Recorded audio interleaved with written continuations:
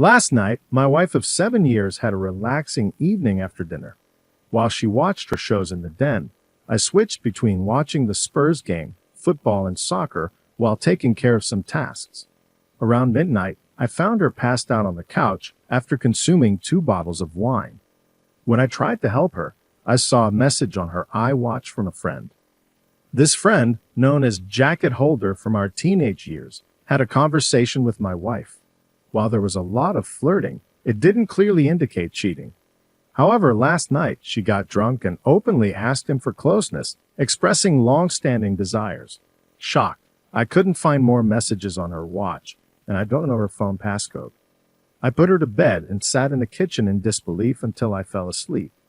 Waking up for work at 5:30, I couldn't bring myself to go. Instead, I took a walk along a disused railway line near our home. Feeling furious, I now sit under a railway bridge, unsure of what to do. I don't want to talk to her or even look at her.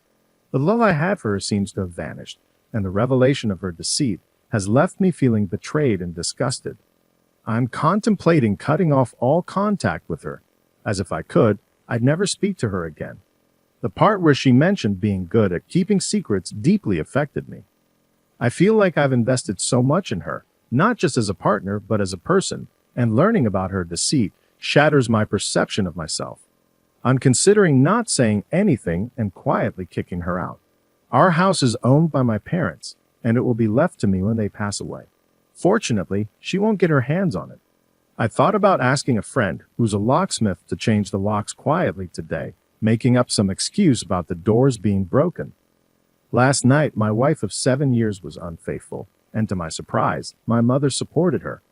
She decided to have a relaxed evening after dinner, watching shows in the den while I switched between watching the Spurs game, football, and soccer, and attending to some planned tasks. Around midnight, I found her passed out on the couch after consuming 2 bottles of wine. Trying to help her, I noticed a message on her iWatch from a friend of mine.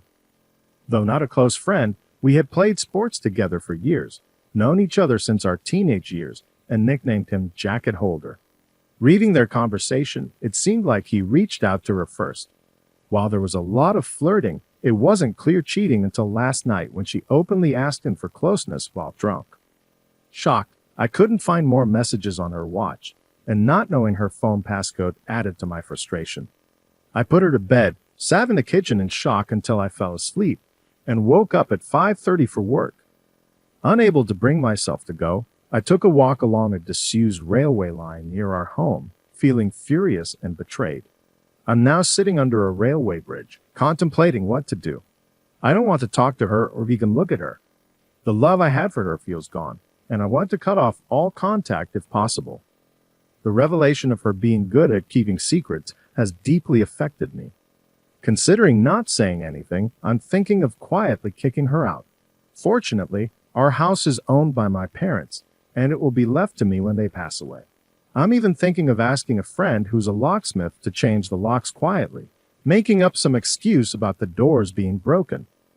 After he's done, I'll lock the front door, and she won't care as long as I'm present. Then, I'll ask her to come out to see something in the backyard. Once she does, I'll quickly lock the door behind me. It may sound childish, but I'm at a loss for what to do. Looking at a bottle right now, my life feels like it's falling apart. As for that so-called friend of mine, there's no doubt he was up to something. I plan to confront him soon, not physically, but by exposing his actions. On Wednesday, October 28th, after writing my post and feeling completely messed up, 2 dog walkers approached me, clearly concerned. I shared everything with them, and one of them advised me not to drink as it would only make things worse. I'm grateful for that advice, as I was on a destructive path. I threw the vodka away, reached out to a friend, and he offered to let me stay at his place to calm down. He was at work but told me where the spare key was. We live in a small town of around 15,000 people, and he wasn't far away. When I got to his place, I sat on his couch, trying to regain my composure. Throughout the morning, I received multiple texts and calls from my wife wondering where I was and what was going on, as my work van was in the driveway, and I was nowhere to be found. I texted her back, explaining there was an issue with the van's engine. which she seemed to accept with a simple okay. When my friend returned from work around 5 o'clock, I told him everything and asked for his advice. I also told him not to share anything about jacket holder as I didn't want my wife to find out. I'll deal with him later by exposing his actions, not through physical violence. Regarding people saying he did nothing wrong, he initiated contact with my wife, and the messages were very flirtatious. I don't understand why he messaged her in the first place. They hardly knew each other, and it was flirtatious right from the start. My friend suggested I maintain a low profile and consult with a lawyer to explore my options, which I did today. He dropped me off at home around 6 o'clock a.m., utterly exhausted. When I arrived home, I was extremely tired, and my wife seemed suspicious, bombarding me with questions about work. I asked her why she was so concerned, and she mentioned noticing my flask and lunch bag left in the front passenger seat. Sensing that something was amiss, I was about to lie, but I was too fatigued to put on a facade. So I admitted that something was indeed wrong. I explained that while putting her to bed last night, I saw a message on her iWatch, read it, and discovered she was unfaithful. She went from a person with a sense of power to a scared individual within seconds. I confronted her about begging that person for closeness, mentioning her claim of being good at keeping secrets, and I read all their messages. She began crying, and I walked away, heading upstairs for a shower. When I came back out, she was sitting on the top stairs still crying, immediately making excuses. She said she was drunk, vulnerable, and had never done anything like that before. She also claimed that he initiated the conversation and that it didn't mean anything. She insisted she wasn't going to follow through with it, echoing what others had said. However, she didn't try to blame me, perhaps because she knew I would kick her out if she did. I informed her that I wanted a divorce and asked her to leave the house within a month. Since then, I've told her to move to the spare room, and I've mostly ignored her, responding with scowls and shaking my head when she starts talking nonsense. I have no desire to hear what she has to say. She spent the night in the spare room, and I haven't spoken or texted with her today. If I'm lucky, she might be gone when I return from work, but I doubt my luck is that good. Regarding getting her out, I discussed the situation with my parents. My mother insisted I shouldn't throw her out onto the streets, as she and my wife are close. We've been together for almost 11 years. My mother argued that it was just words, and that we should work it out like adults, emphasizing that my wife hadn't actually done anything. She took my wife's side over mine, which surprised me. I'm concerned that my mother's opposition might complicate matters. It's my house when my parents passed, and since I did nothing wrong, I'm not leaving. This could potentially turn into a difficult situation. I've scheduled an appointment with a divorce lawyer for next week to discuss my options. Until then, I plan to continue ignoring my soon-to-be ex-wife. I doubt she'll admit anything further, and now I'll never know if she was an excellent liar or just talking to gain his support for an affair. I apologize for the delay in the update. I had the chance to write it now as I'm finishing work. Back to the grind, I suppose. Monday, November 16th.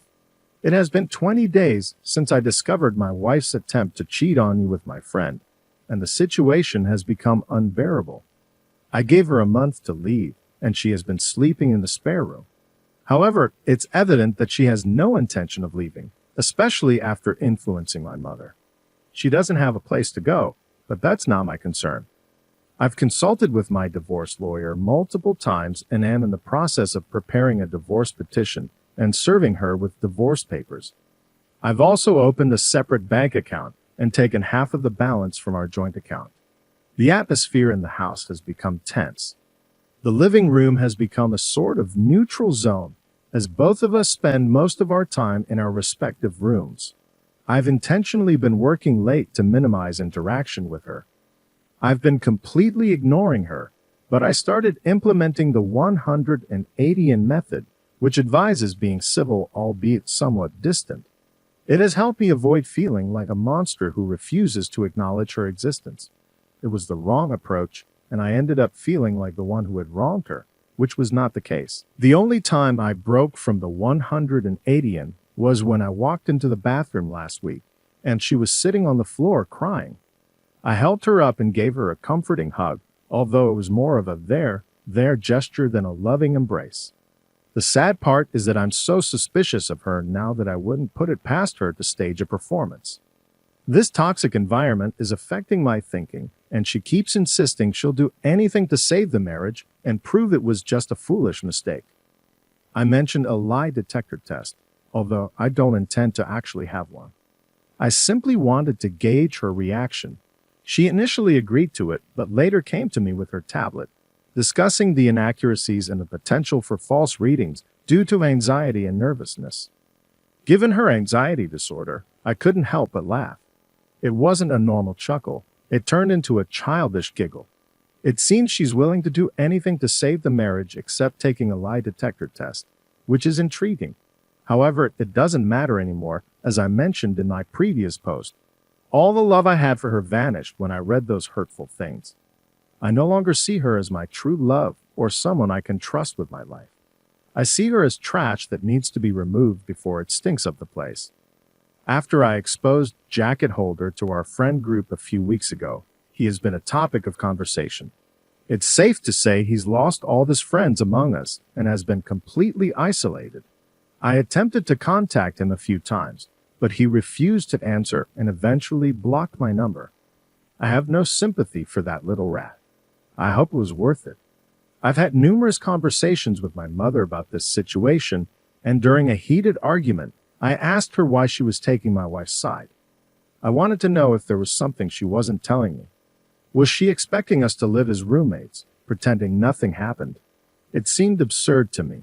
My mother explained that she has always seen my wife as the daughter she never had but always wanted. My mother had an unborn daughter before I was born, which has haunted her. She attached herself to my wife since we got together, and they share a close bond.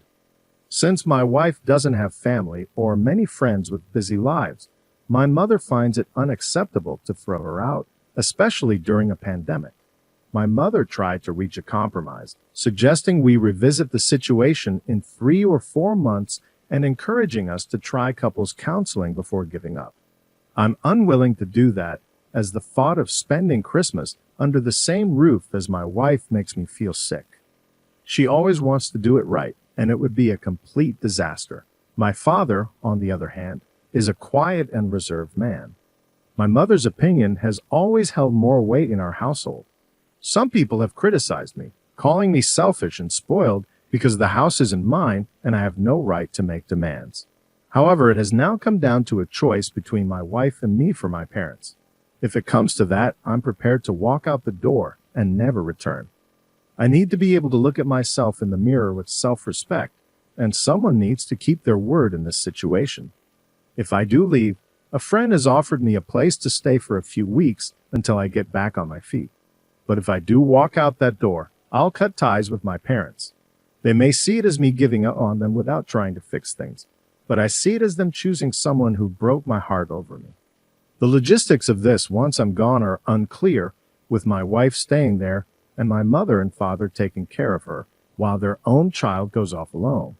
Regarding the house, my parents allowed us to move in a year after our wedding. They presented it as a belated wedding gift, although that was just the talk at the time. Their plan was always to move out and have us move in. I've invested tens of thousands in it over the years, but that's beside the point. I have daydreams of leaving everything behind, starting fresh in a new place, but I have nowhere else to go. I've lived in this town my entire life, and it's all I know. Am I being too harsh? I'm ready to sever ties with my parents, but I feel torn. Why should I be the one to lose everything and everyone? I've tried to be a good person, believing that good things happen to good people, but now I'm starting to doubt myself. Perhaps I'm not as good as I thought, and maybe I deserve everything that's happening. On Wednesday, December 2nd, I no longer consider that house my home. I saw on the calendar that my wife had a hospital appointment with her eye doctor, so I used that time as an opportunity to gather my belongings and move out, which I did. After arranging my things, I left the house keys on the kitchen table along with the divorce papers I received from the lawyer last week and departed. I've blocked both my wife and mother's numbers, and any future communication with my wife will be through my lawyer. As for my current living situation, I'm staying with a friend for a week or two, and hopefully, I'll secure my own rental place before Christmas. It's been a few weeks since I last spoke to my parents. Our last conversation was through text messages where I tried to explain in detail the hurtful things my wife said to jacket holder and why it deeply affected me. I expressed my doubts that it was her first time doing such things, particularly with the "I'm good at keeping secrets" comment. My mother said she couldn't talk to me in my current state and needed me to cool off. She tried calling me a few days ago, but I ignored her call and blocked her number. I feel profoundly let down by my parents, and it feels almost worse than the initial betrayal by my wife. At this point, I doubt if I'll ever speak to them again. During times of difficulty, you expect your family to be a source of strength. Unfortunately, my parents have shown weakness. They've made me feel like I'm the one at fault, that I'm overreacting, and that I'm tearing the family apart. Well, I'm not. I didn't ask them to move mountains for me. I only wanted them to help me remove my cheating wife from the house. They made their choice. My father also had a chance to stand up for me, but didn't. You make your choices, and you live with them, I suppose. In response to comments from my previous posts, some people have accused me of giving up too easily, looking for a way out, and not truly loving my wife because I didn't try harder to salvage the marriage. However, that's not accurate. I love my wife more than anyone else on this planet, and her betrayal devastated me. We all have our boundaries, and when those boundaries are crossed, things change irreversibly. When I read those hurtful texts, something inside me changed. I fell out of love with her, like waking up from a spell in the movie. Anything attempted after that would just delay the inevitable. I'm curious about the dynamics of my parents' relationship with my wife now that I'm gone. Will they continue to support her, knowing it has strained their relationship with their son? As for me, I have aspirations to travel. My wife disliked flying, so most of our vacations were in southern England, places like Newquay, Cornwall, and Devon. It would be fantastic to travel abroad again. The last time I was overseas was at the age of 20 for a friend's trip to Greece 13 years ago. I'd love to explore some parts of America once this pandemic settles down. That's essentially my story. This will be my final post, as I don't want to overstay my welcome, and I believe I've shared everything I needed to. If you want updates on my journey down the line, feel free to send me a direct message, and I'll do my best to keep you in the loop. Thanks for reading, and goodbye. Fast forward to Wednesday, May 26, 2021. It's been over 7 months since I first posted on Reddit. I thought I was done seeking advice as I had made my decisions and acted on them. However, a phone call this morning has pulled me back into the mess. I've relocated 15 miles away, changed my phone number, and continued with the process of divorcing my wife. She has ignored requests from my divorce lawyer to cooperate, causing delays. We're now in the process of seeking an official court order for her to be served. This morning, I received a call from my friend informing me that my dad wanted to reach out because my mother is unwell. He asked if it was okay to share my new number, and I agreed. My dad called to inform me that my mother is in the hospital in stable, but not great condition. This was a shock, since I haven't heard my dad's voice in a long time, and he sounded emotional. He explained that my mother really wants to see me, so he requested that I meet him at the hospital and visit her with him tonight. I agreed, and we arranged to meet outside the hospital. I decided to leave work early as I couldn't concentrate, and I'm now anxious, questioning if I've made the right choice. I fear I might get drawn back into the chaos I walked away from. I've never felt this nervous before, and the lack of control I have over the situation is causing my mind to wander in various directions. It feels like I'm entering a burning building blindfolded, not knowing where the exits are. Why does she want to talk to me now? Has she had a change of heart? Unless she's also had a personality transplant while in there, I find that unlikely. Will my wife be there? I have no interest in ever seeing her again. I'm still angry about what transpired with them, and the way they took my cheating wife's side over mine. I've been going back and forth in my head about going at all, but I will go. I was also thinking about seeing if she wanted to speak over the phone instead, but I'm not sure if she would do that or even if she's well enough. I feel like the bad guy here and that I might have caused this by walking away. How would you handle this? On Saturday, May 29th, I did end up going to the hospital on Wednesday night. After much deliberation, I was on the verge of backing out at the last minute as my courage wavered, but I needed closure and knew I'd regret it if I didn't go. When I arrived at the hospital's parking lot, I couldn't help but feel paranoid, half expecting my wife to jump out from behind a bush or something.